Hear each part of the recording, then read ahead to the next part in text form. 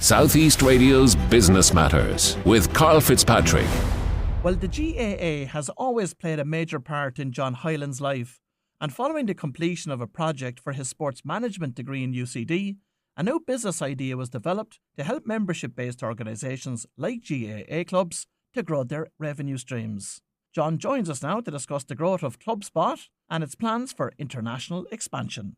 John, we'll be delving into your plans to create Cavan's next big business. But first, I'd like to get an insight into your own background. Good morning, Carl. Thank you very much for having me on. Yes, I suppose I grew up working with my dad, who built football pitches and worked for golf courses. So my whole life I've been around sports clubs. I seen what the good clubs did and how they fundraised, and I suppose I probably learned from the clubs who struggled as well.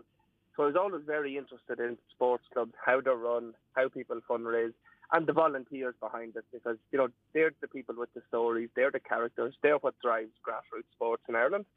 And I always thought they're the people I want to help. I got a sense of satisfaction, I suppose, working with Dad when you would maybe build a new pitch and, you know, you'd see the joy that brings to a community or to an area. And I always thought I'd like to do well by doing good.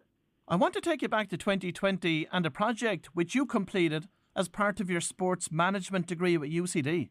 Yeah, so I done a sports management masters in UCD. Prior to this, I was working in property and finance, and I suppose that wasn't where my passion was. So I decided to go back and study to try and get a job in the sports industry. And while I was doing that, I completed an operational audit on Cavan GAA. And the big thing that stood out to me was there's 75,000 people in Cavan, and they're relying on the same businesses and sponsors to fund them time and time again. And I said, we're really only targeting 1% of the population. And okay, the other 99% can't write the big check. But if you put them all together, you know, there's a lot of small fish there that can build up into a big pond. So the way I looked at it was, how can we engage the Cavan fan base? We're a loyal, strong, supporting fan base.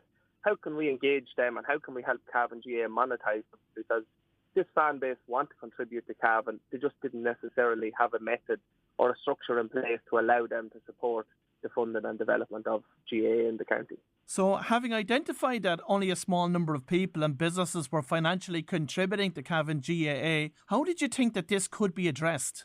A bit like the crowdfunding model that was probably getting more popular at the time. And I looked at what the top sports are doing, and a little bit of trickle-down theory. I realised, well, you know, if Man United, Chelsea, Arsenal, if these big clubs, they're personalising their approach to their fans, they're engaging fans, so they're not waiting for fans to come to them, they're actually going to their fans, they're creating more value, you know, they're creating engaging content.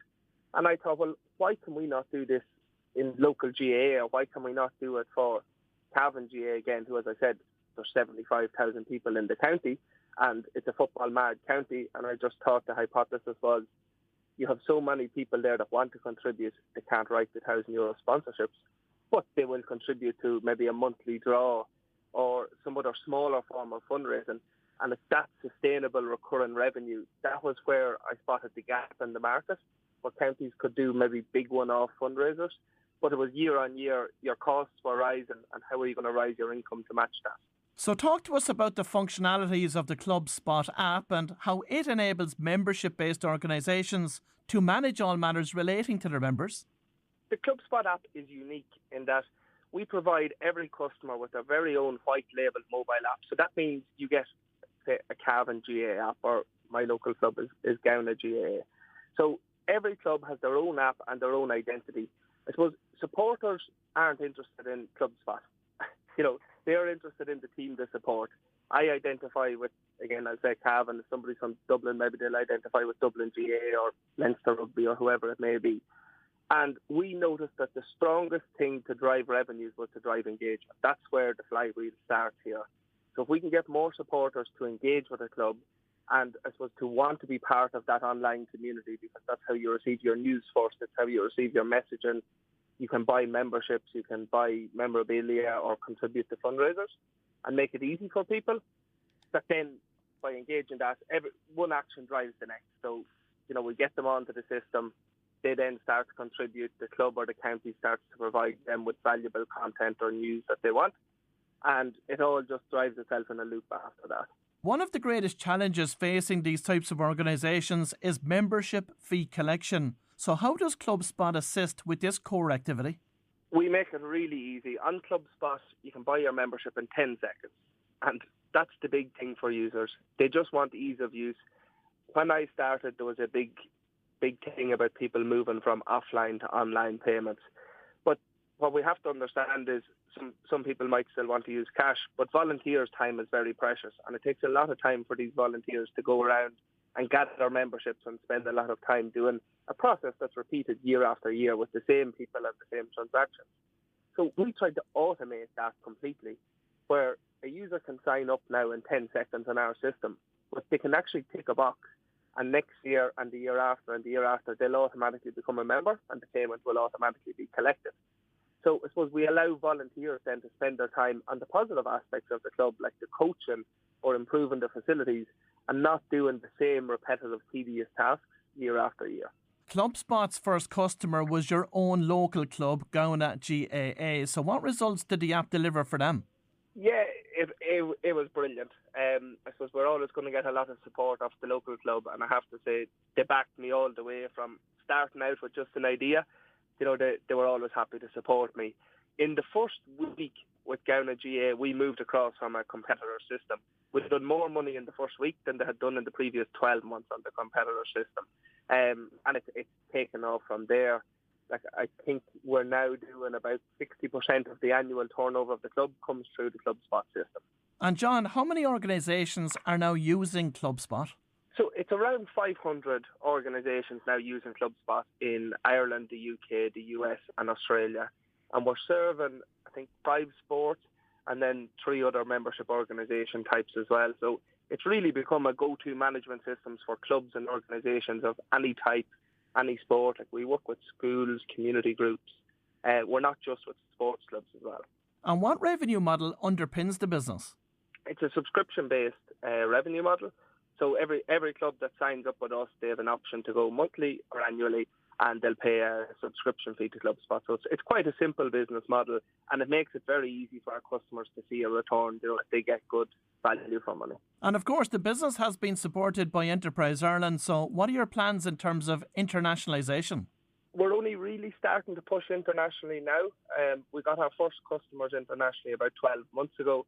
And the beauty about software is, while it's a big investment up front, it can scale internationally a lot easier than maybe some traditional businesses. So we're now starting to dip our toe in the water, I suppose, so to speak, in the UK, the US and Australia. I'm actually going to travel to Australia and the US now in the next few months to speak with more customers as we start to expand.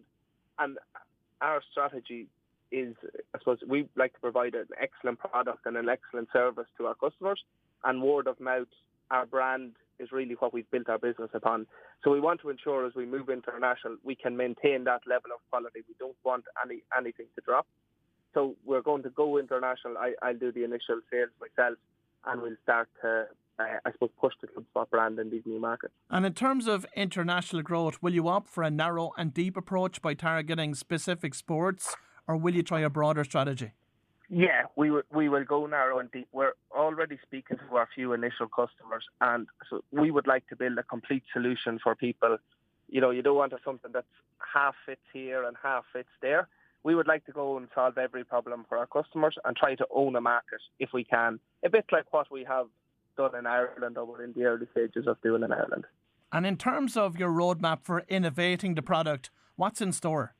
Yeah, we have plenty of new features. We like to be the market leaders. We're the first guys to go and custom build white label mobile apps, which it was nearly like building a whole product within itself. We just released a whole new finances feature for our customers, which allows them to get granular detail in it with a very, very simple user interface. And it just means that for, say, GA county boards who have high-level auditing requirements, our system will fully comply with them. It will give them the level of information that they need. So now we're taking it to the next level in terms of the coach-player relationship, and we're creating some really good features that our customers have told us that they're, I suppose, very much looking forward to. We're lucky. We've an excellent head of product. He's Barry Waters, who would have worked with Stat Sports, one of the great Irish success stories in the sports tech sector, and he would have joined that team early and led up their product development. So we're really strong on product, and that's what has, I suppose, led to our success today. Many of the businesses that I've featured on this programme over the past 13 years have told us that when they go international, the best way for them to accelerate growth is by partnering with other organisations. Have you considered that, John? Yes, we have. We already have a couple of partnerships that has worked really well for us in Ireland. Particularly, we partner with TickServe, who are a digital ticketing solution here in Ireland. So we will look at further partnerships as we go abroad internationally. In the sports tech sector, there's a lot of complementary products out there, and there's a lot of Irish businesses who would, I suppose, be selling to the same customer base but selling non-competing products, who we may look to as well. A lot of the Irish companies that have scaled in the US, the sports tech ones, I would have been in contact with their CEOs or their founders, and they've been very helpful in terms of offering advice and offering a bit of a helping hand to maybe allow us to avoid some of the mistakes that maybe they had to make or learn the hard way. And John, are you building this business with a view to selling it or keeping it? For now, keeping it. We're looking to build, I suppose, Cavan's next great business. What motivates me is to provide value to clubs, to provide value to volunteers. And I suppose you'd hear this, sometimes people might build a business and sell it and they'll regret it because they don't know what to do. I'm working in an area that I love what I do. I like going to work every day. I'm not looking for days off or holidays. I like what I'm doing. I like the mission of what I'm doing. We built a really good team. Like, we're trying to get kind of the best and the brightest talent that's around. And we think there's a great opportunity here to build something great in Cavan. Like, there's been brilliant businesses before, so Kingspan being the number one business in Cavan. And I'm not saying we'll be the same size as Kingspan, but, you know, why not have the ambition to build a great business in Cavan? The talent is here. The people are here. We can build businesses that can go international from Cavan. And for now, that's our ambition. That's our plan. Well, if you've just tuned in, that was John Hyland from ClubSpot, and I wish John and his team every success with getting good results in the international market. Southeast Radio's Business Matters with Carl Fitzpatrick.